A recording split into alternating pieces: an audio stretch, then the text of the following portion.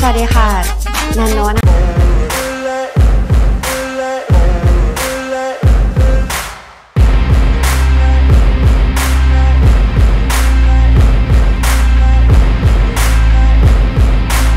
Shalom, langsung aja lanjutan dari part 1 kemarin, pembuktian Yesus adalah JHVH. Kemarin kita masuk ke part di mana Musa didatangin Elohim dalam penglihatan api di semak belukar. Musa nanya bagaimana tentang namanya, Keluaran 13 ayat 13. Perhatikan di sini, Musa nggak bertanya siapa namanya, tapi bagaimana tentang namanya. Bahasa Ibrani siapa adalah mi. Ini mengacu ke pribadi atau identitas seseorang. Misalnya Kejadian 24 ayat 65, siapakah laki-laki itu yang berjalan di padang? Kata yang dipakai dalam Keluaran 3 ayat 13 adalah bagaimana. Kata Ibraninya mah. Mah ini bisa bagaimana atau apa definisinya ya?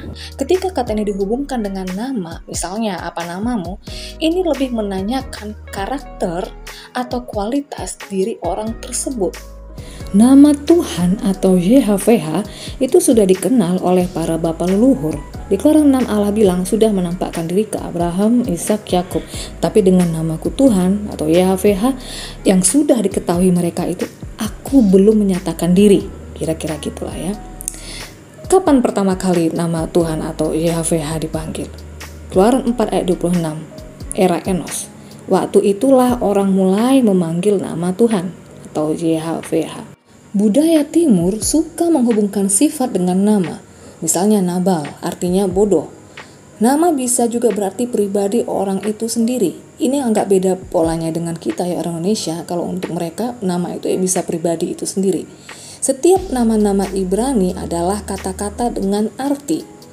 Ya, nama itu juga pribadi yang hadir secara aktif.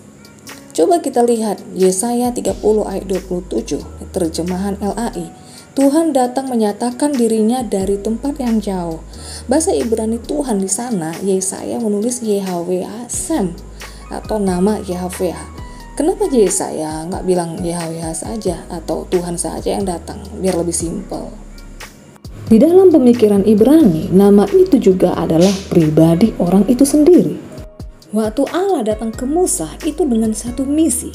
Di sini Allah yang fenomenal itu lebih ingin menunjukkan sifat dan pekerjaannya. Allah bilang Eya, Ezer, Eya. Eya, Ezer, Eya, aku adalah aku. Ini bentuk kata kerja call imperfect. Eya dan Ezer adalah kata kerja. Bahasa Ibrani hanya punya dua tenses. Yang pertama perfect tense atau sesuatu yang sudah selesai. Kedua imperfect tense, sesuatu yang belum selesai, belum rampung. Kata kerja imperfect, belum selesai.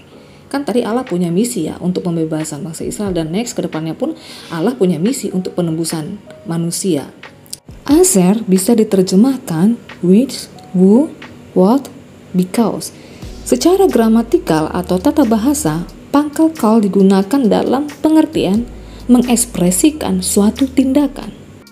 Eya, Ezer, Eya bisa diartikan gini, I will exist because I will exist. I am who I am. I will be who I will be.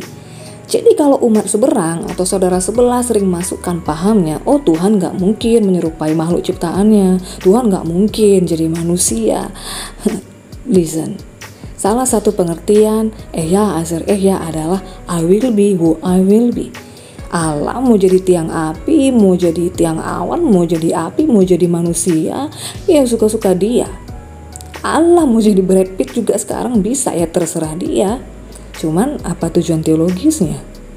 Ya kalau umat lain it's okay lah ya yang gak ngerti. Nah kalau ini datang dari dalam, orang Kristen sendiri yang bingung, Tuhan pun bingung. Uniknya polanya, mindsetnya dalam setiap perdebatan justru mirip. Tuhan kok dilahirkan, Tuhan kok jadi manusia, Tuhan kok digebuki, Tuhan kok mati.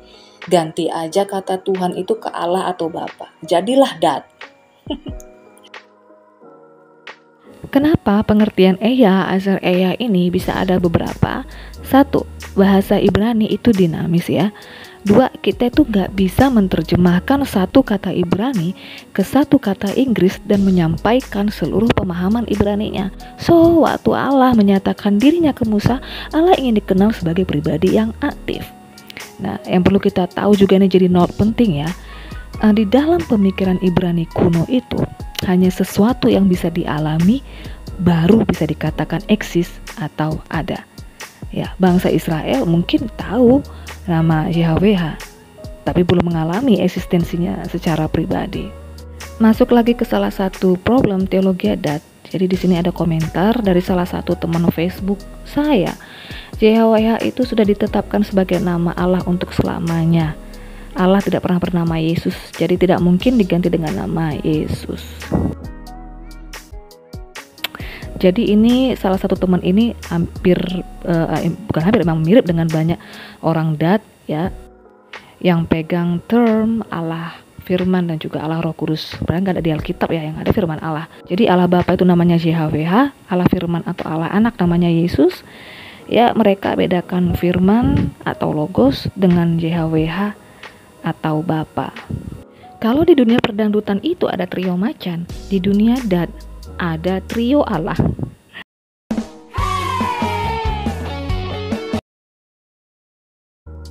Yang jadi pokok pemikiran kita adalah frase selamanya dan turun-temurun. Oke, saya nggak bilang di sini Allah salah, but come on, let's sing together.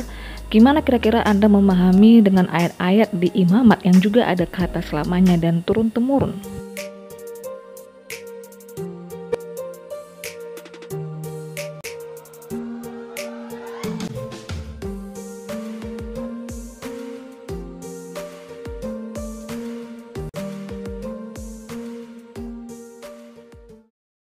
Isaiah 42:8. I am Yahuwah, that is my name, and my esteem I do not give to another, nor my praise to idols.